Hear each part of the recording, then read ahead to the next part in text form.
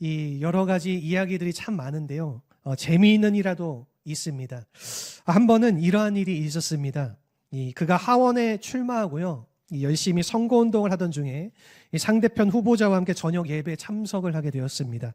너무나도 피곤한 나머지 잠시 그가 졸았던 것 같습니다. 목사님이 하시는 말씀을 순간 놓쳐버린 것입니다. 주변을 보니까요, 다른 사람들이 다 일어나 있는 것입니다. 알고 보니까 목사님께서 천국에 가고 싶은 사람들 다 자리에 일어나라, 그렇게 말씀하신 것인데 링컨 혼자 졸아서 그 말씀을 놓쳐서 혼자 자리에 앉고 있었던 것입니까? 얼마나 당혹스럽겠습니까? 그때 상대 후보가요, 그 링컨을 보면서 비웃듯이 이렇게 물었습니다. 아니, 당신은 도대체 어디로 가고 싶은 것입니까? 천국입니까? 지옥입니까? 이렇게 물었습니다. 그때에 링컨이 이렇게 대답했다라고 합니다. 저는 의회로 가고 싶습니다. 네.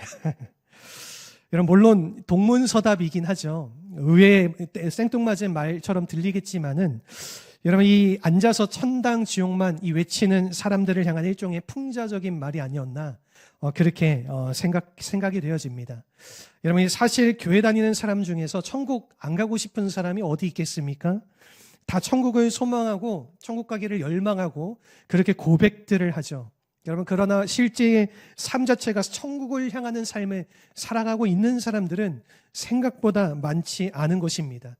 천국에 대한 이 말들은 많이 하지만은 사실은 세상 영광에 젖어서 세상의 자랑을 추구하면서 살아가는 모습들이 너무나도 많이 있다라는 것입니다. 우리가 정말로 천국이 소망이고 우리 모두가 그 천국에 가는 것이 바람이라고 한다면은, 여러분, 우리의 삶 자체도 그 천국을 향해야 되지 않겠습니까? 여러분, 어떤 자가 천국을 향한 삶을 살아갈 수가 있는 것일까요? 하나님을 사랑하고 하나님을 향하여서 사는 자가 이 천국을 향한 삶을 살 수 있다라는 것입니다.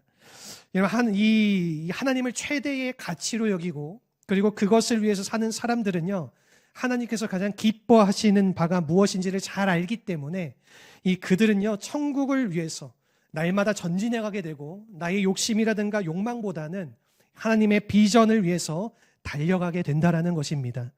여러분, 그런데 이 땅에 소망을 두고 사는 사람들, 하나님과 등지고 사는 사람들은요, 이 천국의 소망일 이유가 전혀 없습니다. 그러므로 당연히 천국과 관계없이 이 세상에 젖어서 살아가게 되는 것입니다.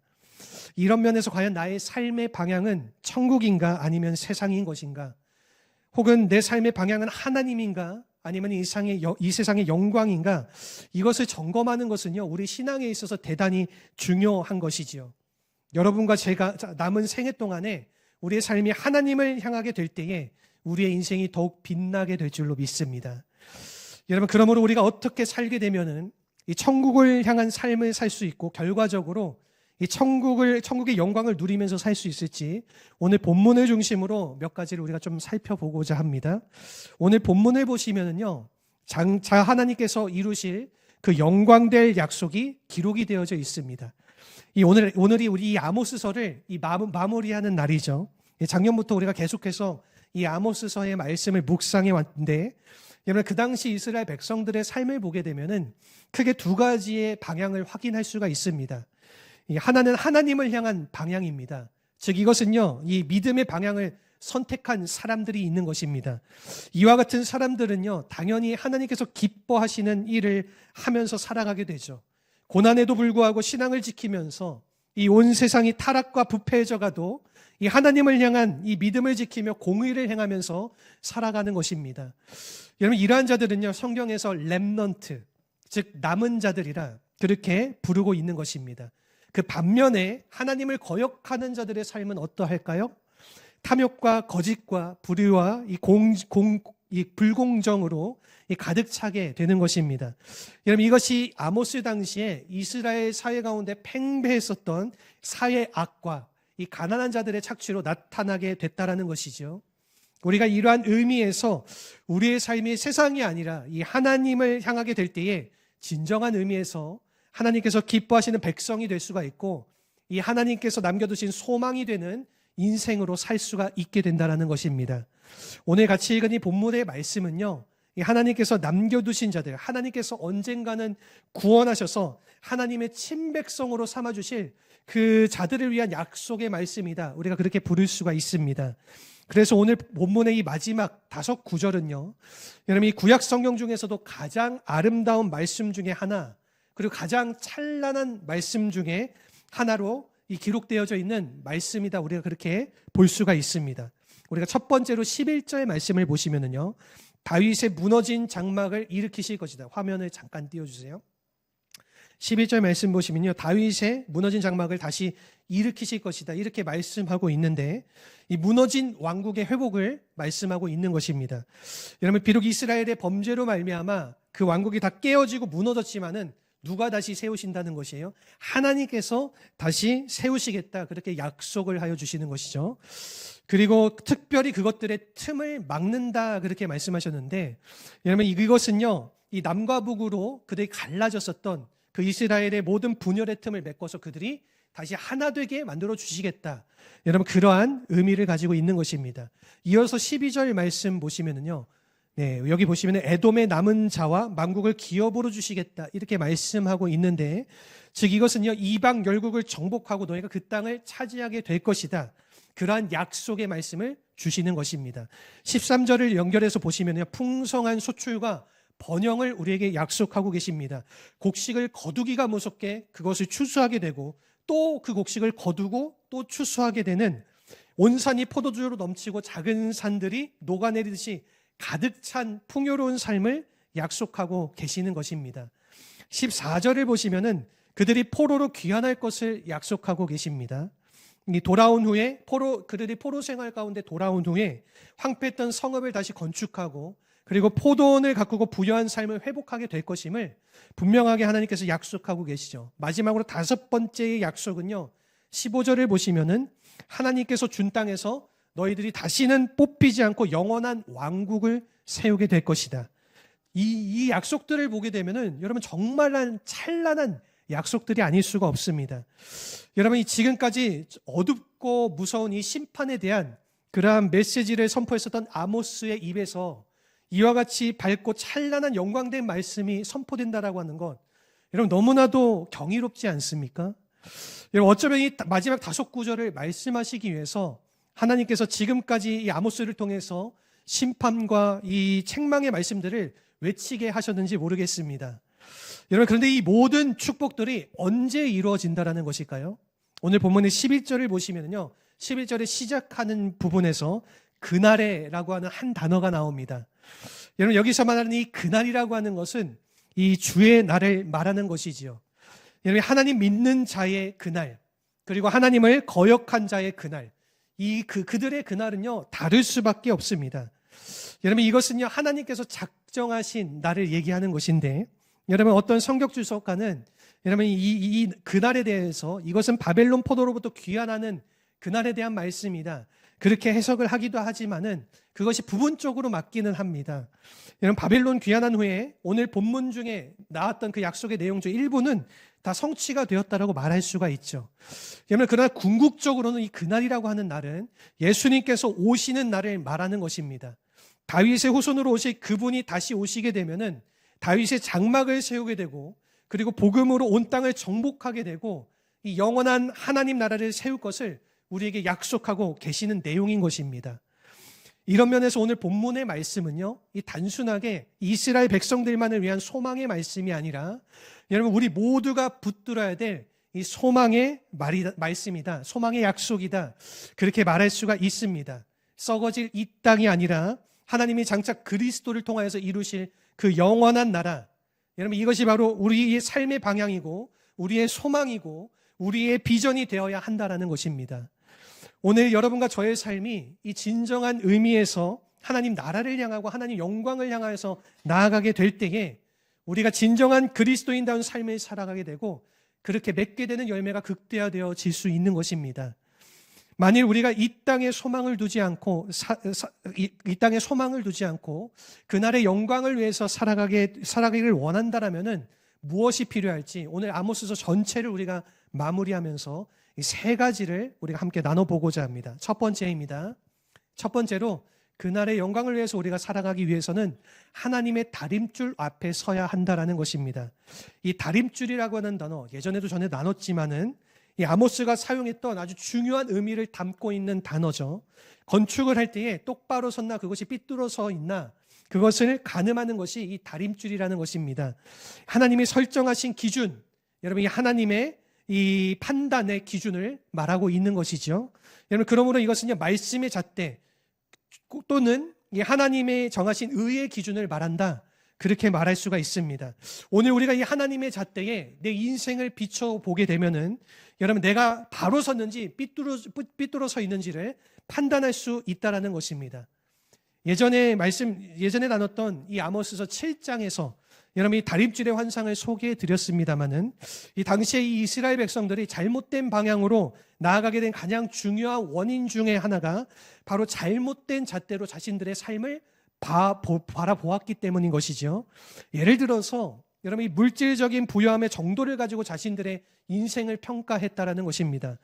세상의 권세가 얼마나 크냐를 가지고 그들이 성공을 평가했다라는 것입니다. 혹은요, 이 사람들에게 인정받는 것으로 이 자신들을 평가했기 때문에 그들이 잘못된 안정감에 빠지게 된다던가 반대로 잘못된 상처나 그러한 아픔에 힘들어하기도 했다라는 것입니다. 오늘날 우리의 삶도 이와 마찬가지이죠. 많은 사람들이요, 자신들의 인생이 기울어져 가고 있음에도 불구하고 이것을 깨닫지 못하며 살아가는 것을 많이 보게 됩니다. 여러분, 내 인생은 바른 줄 알고 잘못된 방향으로 계속 가는 사람들이 더러 있다라는 거죠. 우리는 잘 인식하지 못하지만은요, 우리가 이미 어릴 때부터 지금까지 살아오면서 우리의 심령 속에 쌓여져 가고 있는 수많은 벽돌들이 있는 것입니다. 이 브루스 탐슨이라고 하는 미국의 유명한 목사님께서 쓴 저서 중에서 내 마음의 벽이라고 하는 이런 내용의 책이 있는데요. 이 책의 내용을 보게 되면은 여러분 이렇게 설명을 하는 내용이 있습니다. 우리 모두의 마음 속에서는요, 어릴 때부터 본인이 모르는 이 쌓여져가는 벽돌들이 있다라고 합니다. 주변 사람들에 대한 이 반응들이요, 이 벽돌들로 나타나게 된다라는 것입니다. 예를 들면은 거절감, 그리고 이 열등감이라든가 죄책감, 이러한 벽돌들이 계속해서 우리 마음속에 쌓여져 간다라는 것입니다.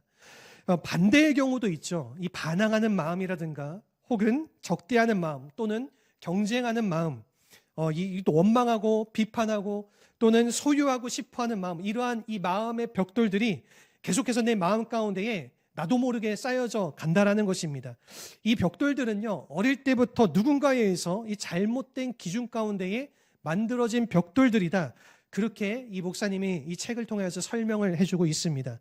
예를 들면은 여러분 가정에서 아버지나 어머니가 그런 벽돌들을 쌓여가는데 영향을 끼치기도 하고요. 그리고 자기 친구들이나 주변의 사람들, 요즘 같은 시대에는 이 SNS, 카카오톡이라든가 페이스북이라든가 이 인스타그램, 그리고 인터넷의 수많은 이러한 그런 내용들을 통하여서 여러분 이 엄청난 영향들을 우리에게 끼치는 그런 잣대들이 있다라는 거죠. 이와 같은 그들의 평가에 반응하기 위해서 자신들이 옷을 입는다라는 것입니다.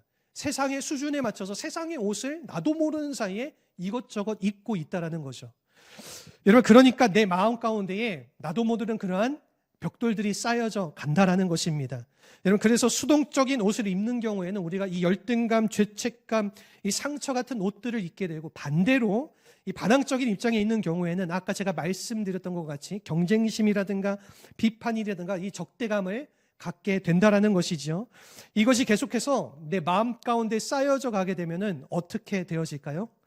언젠가는 그 벽돌이 무너지게 될 때에 우리의 인생 전체가 무너지게 된다라는 것입니다. 여러분, 그래서 이 브루스 탐슨 목사님이 이 바른 잣대를 우리의 삶 가운데에 들이밀어야 한다. 들이대야 한다. 진짜 우리를 정확하게 알고 내 인생을 바꿔줄 수 있는 권위는, 그 바른 잣대는 바로 하나님의 다림줄이다. 하나님의 말씀이다. 그렇게 우리에게 설명을 했습니다. 여러분, 이 하나님의 다림줄을 가지고 내 삶을 평가해 보게 되면은요, 우리가 나의 정체가 정확하게 드러나게 된다라는 것입니다. 하나님이 우리를 사랑하시기 때문에 여러분 이 사랑의 다림줄로 우리를 평가하십니다. 세상은요, 정말로 냉혹하고 잔혹하게 세상의 기준으로 우리를 바라보고 평가하지만은 하나님께서는 그와 반대로 사랑의 다림줄로 우리를 평가하신다라는 것입니다. 여러분, 하나님께서는 우리를 용납하시는 분이시기 때문에 우리를 받아들이시는 마음을 가지고 평가를 하여 주신다라는 것이죠. 여러분, 이와 같은 이 사랑과 그 용납함과 그리고 자유함과 그 생명, 여러분, 이 하나님의 잣대를 다 담고 있는 책이 무엇일까요? 그것이 바로 우리가 읽고 있는 이 성경책인 것입니다. 여러분, 이 말씀 안에 하나님의 모든 잣대와 기준들이 다 담겨져 있다라는 것입니다. 여러분, 그래서 우리가 날마다 여러분 이 말씀의 기준, 이 말씀의 거울 앞에 이 나를 비추게 되면은 내가 누군가를 정확하게 알게 되고, 그리고 삐뚤어진 인생에서 바른 인생으로 우리가 돌아갈 수 있게 되는 것입니다. 이 한 50대 부부가요, 이 시골로 이사를 갔습니다. 이사간 첫날 남편 되는 분이 이 동네 슈퍼에 가서 수박 한 덩어리를 사서 나오는데, 자신을 보는 사람들마다 다들 이렇게 막 웃으시는 것입니다. 집으로 돌아온 남편이요, 아내에게 이렇게 말을 했습니다. 이 동네에는 정말로 마음씨가 좋은 사람들만 살고 있나 봐. 나를 보는 사람들보다 만나는 사람들마다 다들 이렇게 웃으시네. 이렇게 말을 했는데, 이 말을 들은 아내가 남편을 위아래로 흩어보면서 이렇게 말했습니다. 여보, 제발 바지 앞에 보던 씨 없는 수박이라고 하는 스티커를 좀 뗐으면 좋겠어요. 무엇입니까, 여러분? 본인은 본인의 모습을 보지 못한 것이죠. 여러분, 우리가 진리의 거울 앞에 서게 되면은요, 내가 씨 없는 수박인지 씨가 있는 수박인지를 알게 되는 것입니다. 알갱이가 있냐 없냐를 결정하는 것은 내가 아니라는 것입니다. 객관적인 거울이 우리에게 필요한 것인데, 여러분, 이렇게 나를 비출 수 있는 이 객관적인 거울, 이 하나님의 말씀에 나를 비춰보게 되면은 내가 쭉정이인지 알곡인지를 알게 된다라는 것입니다. 내가 바로 섰는지 삐뚤게 서 있는지를 분명하게 알게 된다라는 것입니다. 하나님의 교회도 마찬가지죠. 여러분, 이 교회의 실상을 보려면은요, 우리가 하나님의 다림줄로 판단을 해야지 겉모양만 보고 그 교회를 판단해서는 안 되는 것입니다. 우리는 흔히 교회의 외형을 보고 그 교회가 큰 교회다, 작은 교회다, 부흥하는 교회다, 쇠퇴하는 교회다, 우리가 그렇게 평가를 하지만요, 그것은 정확한 평가가 아닌 것입니다. 그 내면을 바라봐야 하는 것이지요. 여러분, 이 하나님의 말씀의 잣대를 가지고, 이 성령의 다림줄을 가지고 우리가 조명을 해봐야지 그 교회가 진짜 교회인지 여러분, 우리가 바르게 알 수가 있는 것입니다. 그러므로 우리가 개인이건 교회이든지 간에 이 하나님의 다림줄 앞에 서야지 나의 실체를 발견하고 나의 인생을 하나님을 향한 바른 방향으로 나아갈 수 있게 될 줄로 믿습니다.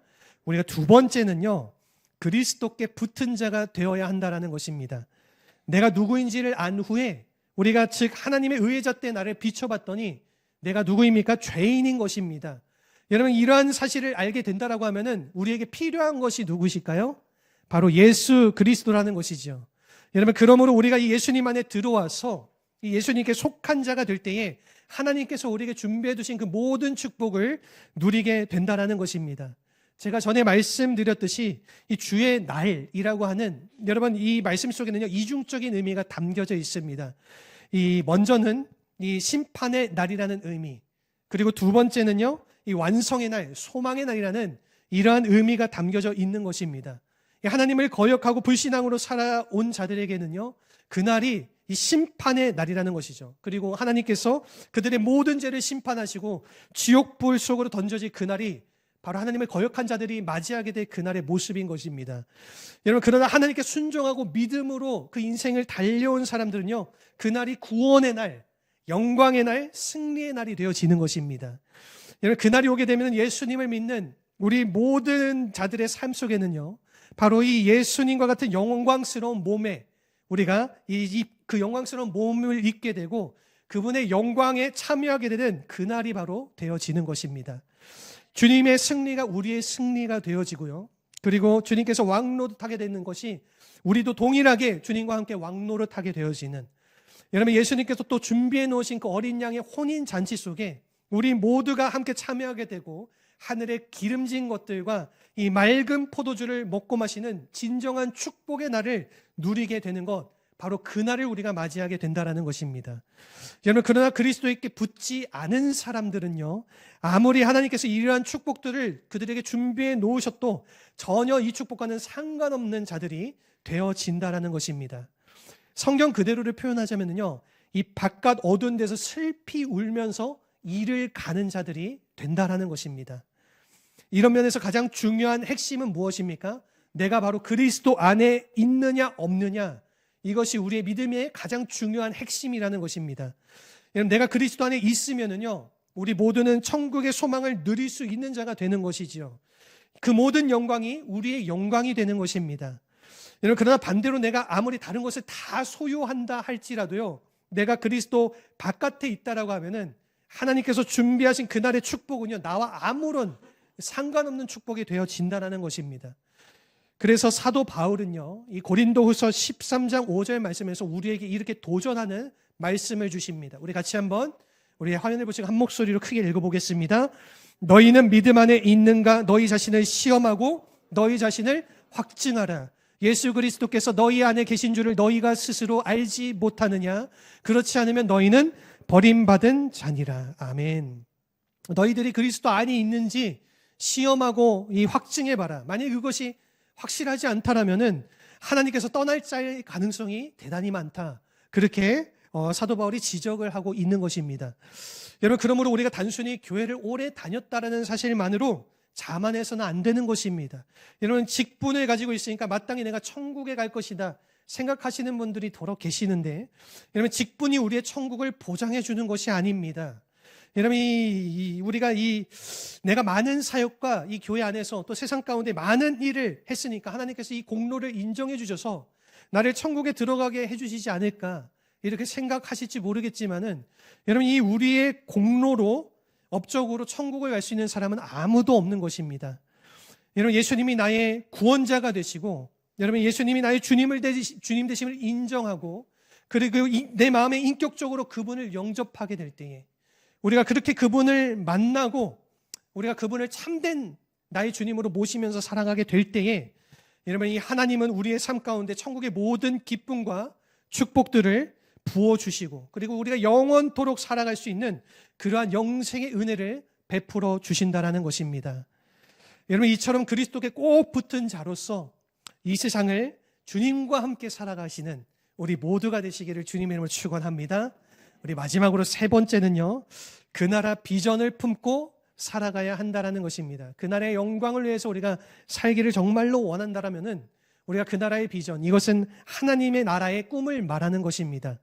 여러분, 오늘 본문을 보시면요, 5가지의 약속이 우리가 나열되어 있음을 확인했죠. 여러분, 그런데 이 5가지의 약속들, 이것은요, 한 번에 다 이루어지는 것이 아닙니다. 우리가 성경 전체의 이 말씀을 놓고 말씀을 드리면은, 여러분, 이 약속들은 일반적으로 2가지의 단계를 통하여서 성취가 되어지는 것을 알 수가 있습니다. 그것이 무엇이냐 하면은요, 바로 초림과 재림이라는 것입니다. 여러분, 이 초림은요, 예수님께서 처음 이 땅에 오신 것, 즉 이것은 2000년 전 오신 그 성탄의 사건을 이야기하는 것이죠. 그분이 이 땅 가운데 처음 오심으로써 다윗의 장막이 이미 세워진 것입니다. 여러분, 즉 하나님의 통치가 이 땅 가운데에 그 예수 그리스도께 오심으로써 시작이 되었다는 것이죠. 여러분, 이 포로된 자들이 십자가의 보혈로 자유함을 얻게 되지 않았습니까?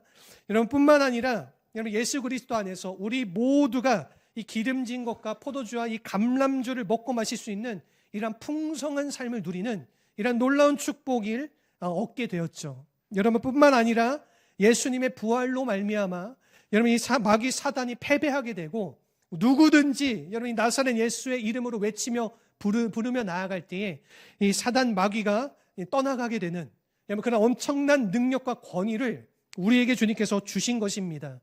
여러분, 이런 면에서 하나님의 나라는 이미 시작이 되어졌다, 그렇게 말할 수가 있죠. 여러분, 그러나 아직 완성된 것은 아닙니다.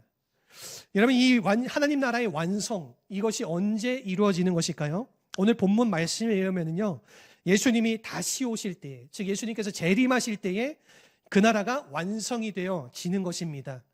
여러분, 그렇다면 그리스도인의 삶이라고 하는 것은요, 바로 이 초림과 재림 사이에 살아가는 것을 말하는 것이지요. 여러분, 하나님의 나라가 이미 이루어졌음에도 불구하고 여러분이 그러나 완성되지 않은 그러한 상황 가운데에 살아가는 것이 바로 그리스도인의 삶이다, 우리가 그렇게 부를 수가 있는 것입니다. 여러분, 그렇다면은 이 둘 사이에서 우리가 해야 될 우리의 사명은 무엇일까요? 여러분, 그것은요, 복음 증거의 사명인 것입니다. 여러분, 이 온 세계 열방을 향한 그 선교적 사명, 이 선교적 사역이 하나님께서 이 땅을 사랑하는 우리들에게 가장 바라고 원하시는 뜻이라는 것입니다. 여러분, 예수님의 통치가 이 땅 가운데 이루어지긴 했지만요, 아직 온전하게 이루어진 것은 아닙니다. 우리가 복음을 전할 때에 복음이 가는 곳곳마다 여러분, 이 예수의 복음을 받아들이는 그런 심령마다 하나님의 통치가 이루어지게 된다라는 것입니다. 여러분, 그래서 이 하나님의 가장 중요한 관심사는요, 여러분, 모든 나라, 모든 열방, 모든 족속이 이 예수 그리스도의 복음을 듣고 여러분, 이 그들의 심령, 그들의 삶 가운데에 이 하나님 나라의 통치가 회복이 되어지고 그 나라가 다시 세워지는 것, 여러분, 이것이 바로 하나님의 소원이시고요, 여러분, 그리고 예수님께서 우리들에게 주신 비전이다, 꿈이다, 그렇게 말할 수가 있는 것입니다. 하나님께서 이것을 위해서 이 땅 가운데에 교회를 세우시고 우리를 교회로 불러주신 줄로 믿습니다.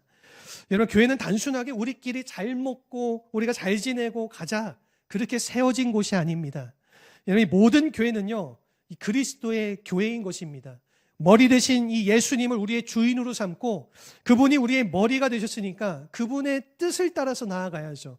여러분, 그분이 가장 원하시는 그 마음의 소원, 그것이 바로 땅끝까지 가서 예수 그리스도의 복음을 전하는 것인데, 아직 하나님의 복음을 전하지 못하고 듣지 못했기 때문에 죽어가는 저 영혼들, 그냥 두면은 지옥 갈 저 영혼들을 향하여서 여러분, 예수 그리스도의 복음을 전해서 한 생명, 그 한 생명이 주님께로 돌아오게 되는, 우리가 주님께로 그 영혼들을 인도해서 모든 열방이 다 예수 그리스도의 복음을 듣게 되고, 그리고 이거 주님께로 주님의 나라를 함께 세워가게 되는, 여러분, 이것이 바로 주님의 마음의 소원이고 이 땅 가운데 교회를 세우신 주님의 진정한 목적이라는 것입니다.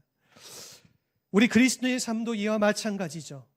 여러분, 나에게 주어진 삶이니까 내 마음대로 살아가도 되지, 여러분, 그것이 맞다라고 생각되어지십니까?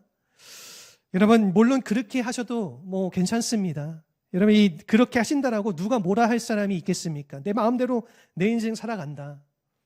여러분, 그런데 문제는요, 그렇게 살아가게 된다라면은 우리 인생 가운데 남길 것이 아무것도 없는 것입니다.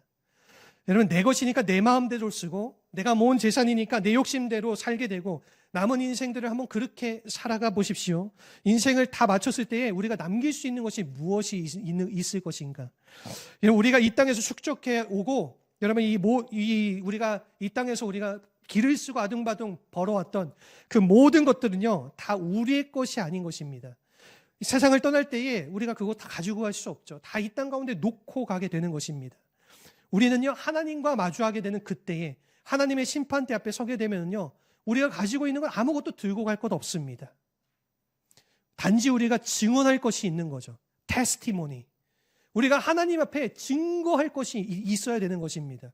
이 땅 가운데 우리가 어떻게 하나님을 위하여서, 하나님 영광 나라 위하여서 살아갔는지, 여러분, 그런 간증과 그런 고백들이, 그런 우리의 삶의 모습들이 하나님 앞에 나아갔을 때 우리가 주님 앞에 말할 수가 있는 것들이라는 것이죠.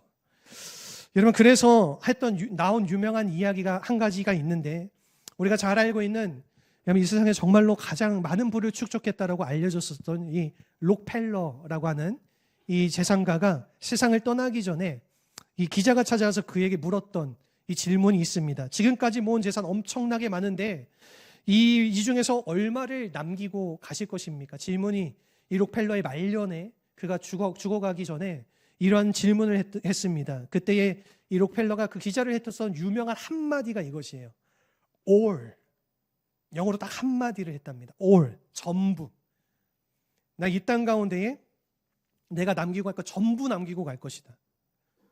여러분, 그래서요, 록펠러는요, 자신의 삶의 생애 동안에 록펠러 재단 세우고 그 하나님 나라 위해서 평생을 그 재단에 기증을 하고, 그리고 죽은 뒤에도 자신의 재단을 다 사회에 환원하고, 거의 대부분의 재산을 사회에 환원을 하고 그렇게 떠나갔다라는 것입니다.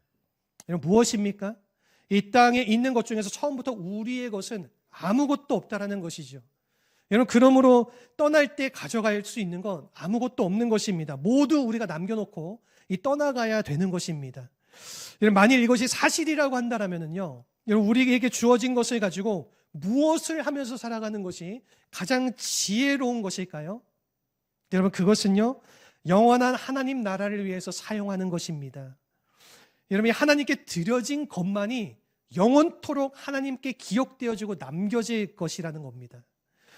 여러분, 그러므로 정말로 지혜로운 자들은요, 여러분, 이 내 것이니까 내 마음대로 쓰자가 아니라 이 나에게 주어진 이 모든 것들이 하나님의 것임을 선포하고 그분의 나라와 비전을 위해서 여러분 그렇게 인생을 사용하게 될 때에 여러분 이 한 번을 살아도 바르게 살고 여러분 그 인생을 다 산 후에 그 남겨질 열매가 가장 아름다운 열매가 남겨질 수 있게 된다는 것입니다.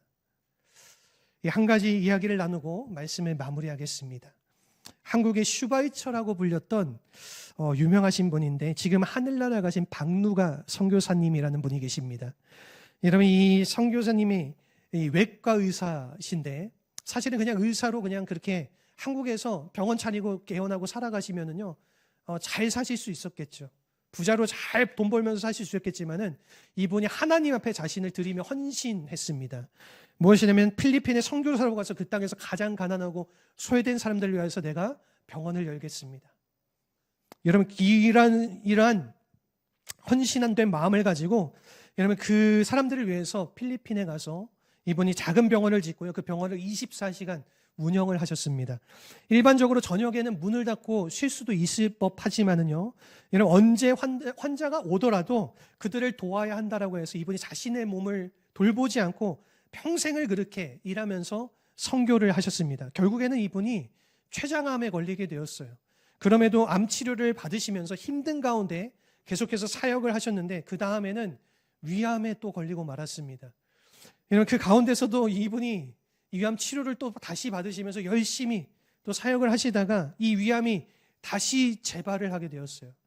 여러분 그럼에도 불구하고 이분은요 이 사역을 멈추지 않고 마지막 순간까지 그 필리핀의 그 어려운 사람들을 위해서 그렇게 헌신하며 사역을 하시다가 주님께서 그렇게 분부하신 그 모든 사명들을 잘 감당하다가 하나님 나라로 가셨습니다.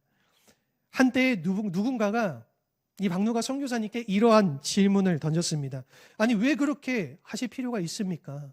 아니 자신도 좀 돌보면서 좀 말년에는 조금 더 쉬기도 하고 그렇게 좀 시간을 보내면서 살아가도 될 텐데 왜 이렇게까지 자신의 몸을 아끼지 않고 다 내어 던지시면서 그렇게 저들을 위하여서 살아가시는 것입니까? 그렇게 질문했을 때에 이분이 대답했던 내용이 다음과 같습니다. 내가 아직 이보다 더 값진 일을 발견하지 못했기 때문입니다. 돈을 벌어본들 높은 자리에 앉아본들 여러분 그 즐거움이 얼마나 더 가겠습니까? 나를 필요로 하는 사람들이 있고 이 하나님께서 기뻐하시는 이 사역이 있다라고 하면은 이 일에 나의 전생애를 다 바쳐도 나는 아까울 것이 없습니다. 이러한 고백을 그분께서 남기셨습니다. 여러분 이와 같은 것이 바로 진실로 하나님 나라 비전을 가슴에 품고 살아가는 사람들의 고백인 줄로 믿습니다. 여러분 오직 주님의 사랑에 매여서 이 내영이 기쁨으로 살아가는 사람들만이 고백할 수 있는 여러분 그 아름다운 고백이 바로 이 박누가 선교사님의 이 고백과 같은 것이지요. 남들은 고생했다, 희생이다 그렇게 말할지 모르겠지만은요. 여러분 이 사명에 붙들린 사람들은 그렇게 말하는 것이 아닙니다. 남들이 인정해주지 않고 그렇게 말하지 않아도 오히려 이것이 나의 기쁨이고 나의 자랑이고 나의 영광입니다. 주님 한번 기억해 주시면은 나는 그것으로 충분합니다. 여러분 이러한 고백이 참으로 아름다운 고백이 아니겠습니까? 우리의 신앙의 간증이 되어야 되지 않겠습니까?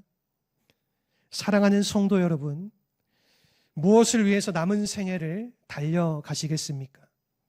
언젠가는 다 썩어지고 말 이 세상의 욕망들, 내가 아무리 소유를 한다 할지라도 여러분 결국에는 내 것이 되지 못할 이 세상의 것들을 갖기 위해서 우리의 그 남은 생애, 그 남은 시간들, 그 소중한 시간들을 거기에 다 쓰시겠습니까? 아니면은 주님 다시 오실 그날을 우리의 마음 가운데 품고 그날의 영광을 바라보면서 그 모든 시간들을 사용하시기를 원하십니까? 바라기는 우리 모두가 다 주님 오실 때에 예수님과 똑같은 영화로운 몸을 입게 될 것입니다.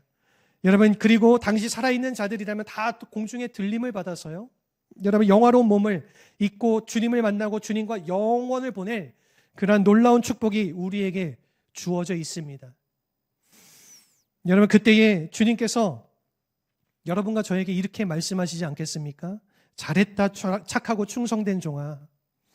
예수님 때문에 수고한 그 모든 수고와 주님 때문에 수고한 그 모든 고난 때문에 주님 때문에 흘렸던 그 모든 눈물들, 그것들을 하나님께서 다 갚아주시면서 여러분 시들지 않는 영원한 영광의 면류관을 우리에게 씌워주실 여러분 그 주님의 그 놀라운 축복이 기대가 되지 않습니까? 여러분 그것을 우리가 믿음으로 우리의 삶을 주님께 헌신하며 살아갈 수 있는 우리 모두가 되시기를 간절히 소원합니다. 여러분 이것이 바로 우리의 비전이고요, 우리의 소망인 것입니다. 초대교회 성도들이요, 그들이 항상 모일 때마다 나눴던 인사의 말씀이 있습니다. 유대인들이 만날 때마다 샬롬이라고 인사하죠.